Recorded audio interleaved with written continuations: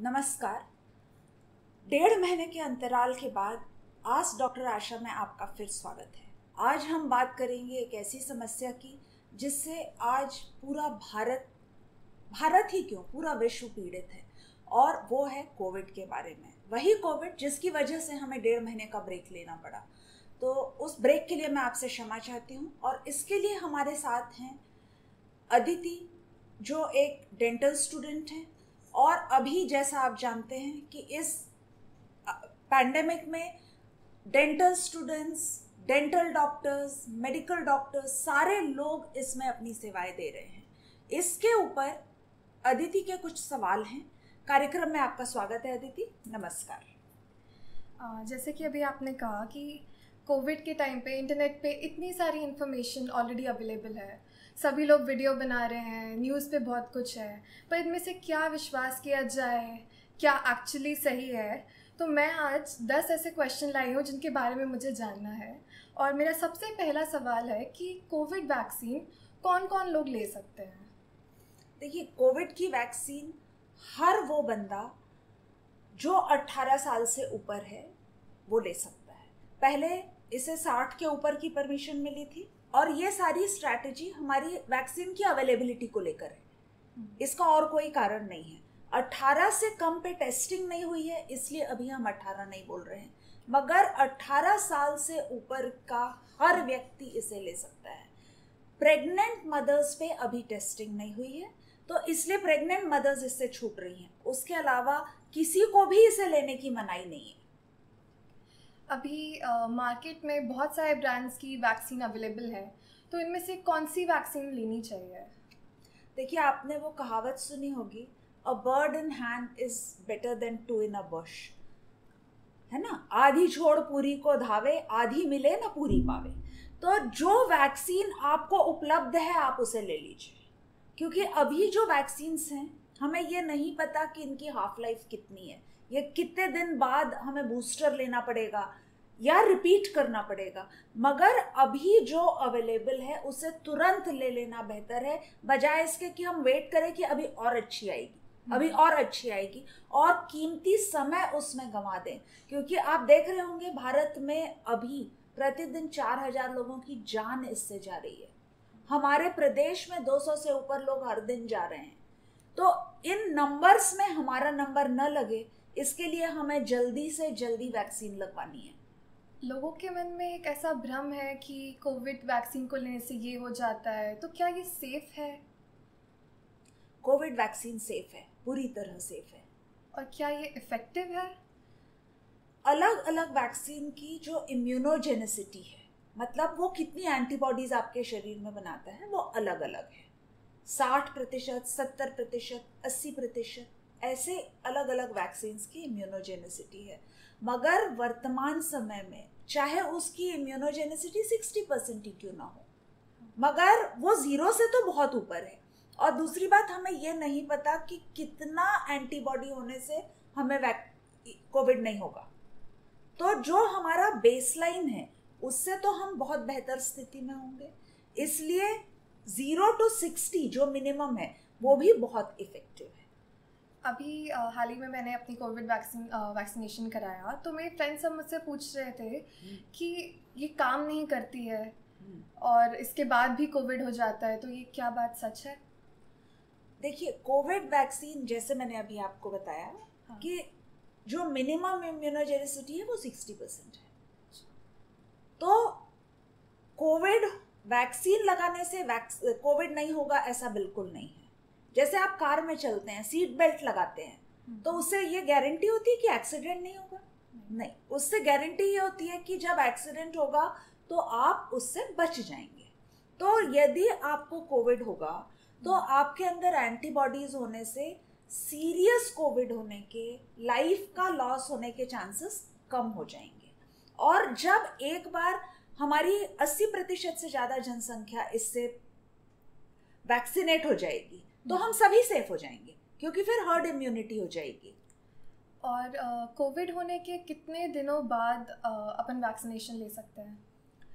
देखिए, जो इसकी गाइडलाइन है, कोविड जब आपको हुआ और जब ठीक हो गया तो ठीक होने के मिनिमम 6 हफ्ते बाद, और अभी गवर्नमेंट सोच रही है कि इस इंटरवल को बढ़ाएं, क्योंकि कोविड इन्फेक्शन होने से आपके अंदर अपने आप एंटीबॉडीज बन जाती हैं, मगर कम से कम 6 हफ्ते बाद और अधिक से अधिक 6 माह बाद आपको वैक्सीनेशन करवाना है।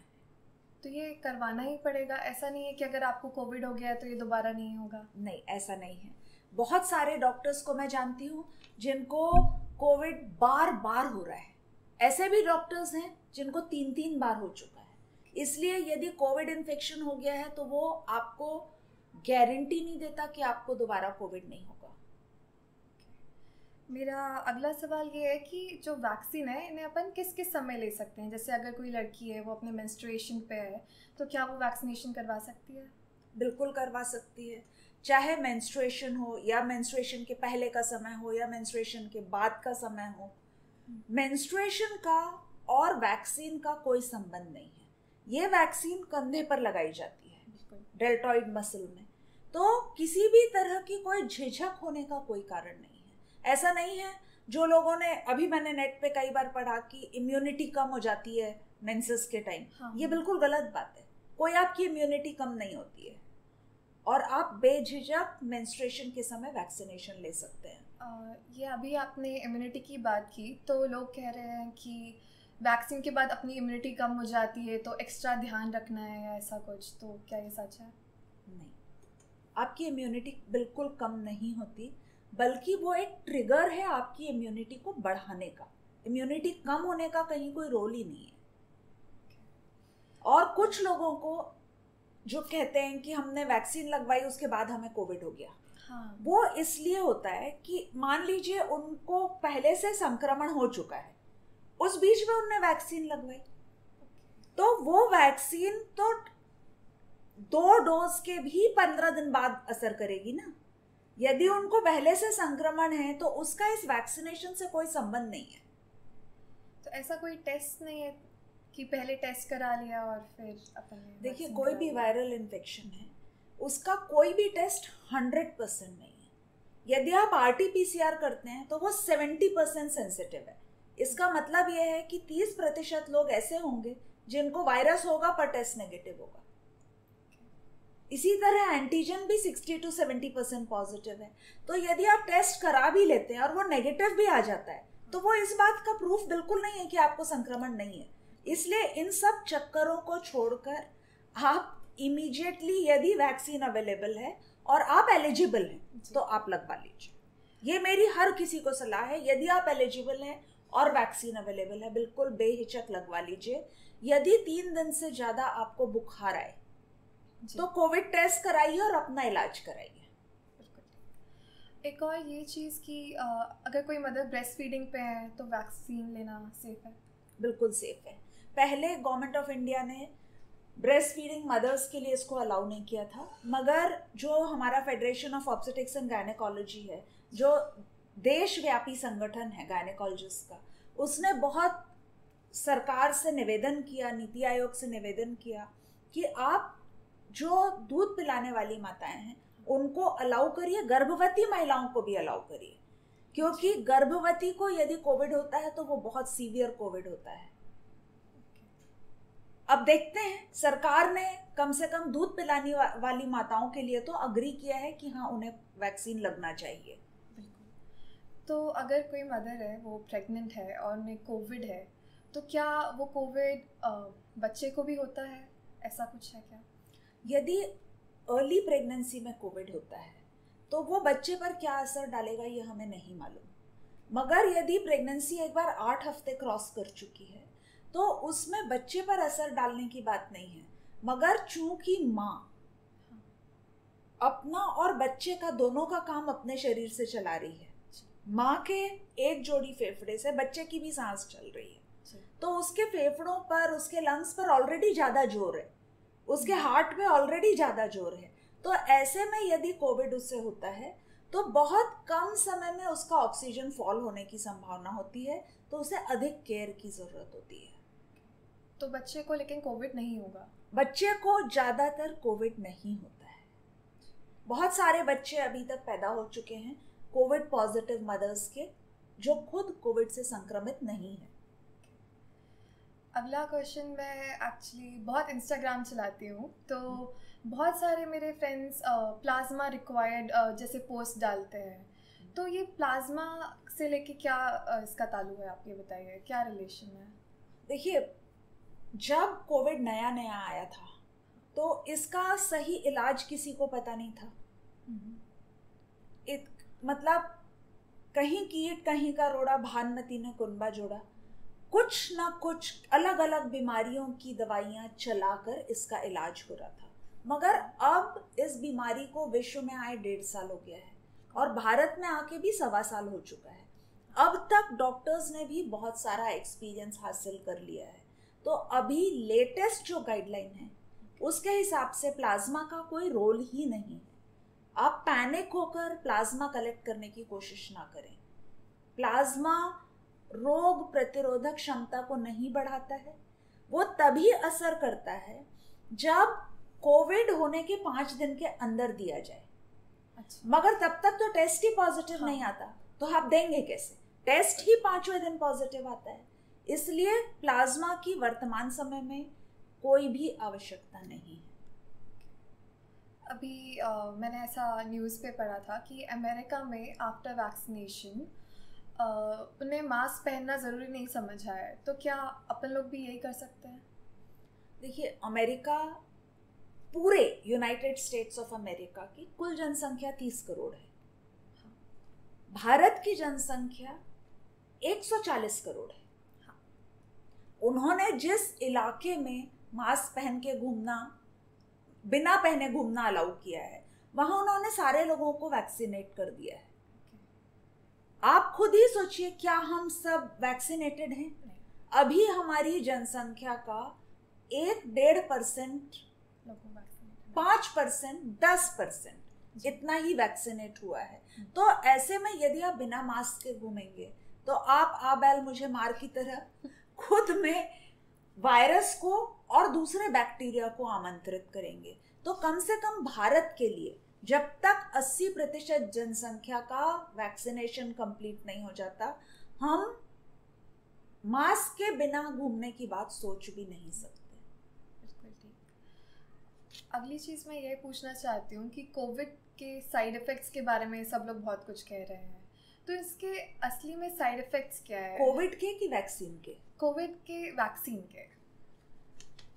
देखिए, कुछ लड़कियों को आप जानते होंगे जो सुई देख के डर जाती हैं, है ना, कांपने लगती हैं। अब उनमें एक साइड इफेक्ट है कि उन्हें सुई देखी और उन्हें चक्कर आ गया, वो भी एक साइड इफेक्ट है। जहां आपका इंजेक्शन लगा वहां पर सूजन आ जाना, दर्द होना, वो एक साइड इफेक्ट है। बहुत सारे लोगों में 2-3 दिन तक बुखार आता है, सिर दर्द होता है, मगर उसके बाद वो 48-72 घंटे में टोटली ठीक हो जाता है। उससे ज़्यादा कुछ भी नहीं होता है। तो यदि किसी का बुखार 3 दिन से ज़्यादा चल रहा है तो उसे कोविड टेस्ट कराना चाहिए। उसका मतलब यह है कि उसने संक्रमण काल में वैक्सीन लगवा ली है। तो कोविड के बाद जो साइड इफ़ेक्ट्स आते हैं, जैसे हेयरिंग कम हो जाना, ये सब कोविड के साइड इफ़ेक्ट्स हैं, वैक्सीन के ये साइड इफ़ेक्ट्स नहीं है। हियरिंग कम होती है, ये किसने कहा? हियरिंग ऐसा मैंने इंटरनेट पे पढ़ा था। मगर देखिए, मैं तो काफ़ी सारे पेशेंट्स को डील करती हूँ। सुनाई देना मार्जिनली थोड़े दिन के लिए कम होना, टेस्ट चेंज हो जाना 1.5-2 महीना 3 महीने तक, भूख न लगना, थकान लगना, ये किसी भी सीवियर वायरल इन्फेक्शन के साइड इफ़ेक्ट्स हैं। और चूंकि ये रेस्पिरेटरी वायरस है और हम स्मेल नाक से लेते हैं, स्वाद मुंह से लेते हैं, और यहाँ एपिथेलियम वायरस से डैमेज हो जाता है, तो उसकी रिकवरी तक ये सारी समस्याएं हो सकती हैं, मगर ये कोई बहुत सीवियर चीज़ नहीं है। तो इस वैक्सीन के कोई लॉन्ग टर्म साइड इफ़ेक्ट्स नहीं है मतलब? देखिए, अभी वैक्सीन को आके ही 6 महीने भी नहीं हुए हैं, तो मैं आपको गारंटी से कोई बात नहीं कह सकती। मगर उसके बावजूद जितने ट्रायल्स हुए हैं और जिन वैक्सीन से इसको डिराइव किया गया है, किसी भी तरह के, आप बहुत ज़्यादा इंटरनेट देखती हैं इसलिए जो आपका भय है कि लोग कहते हैं इनफर्टिलिटी हो जाएगी, कैंसर हो जाएगा, उस तरह की कोई भी बात इस वैक्सीन में नहीं है।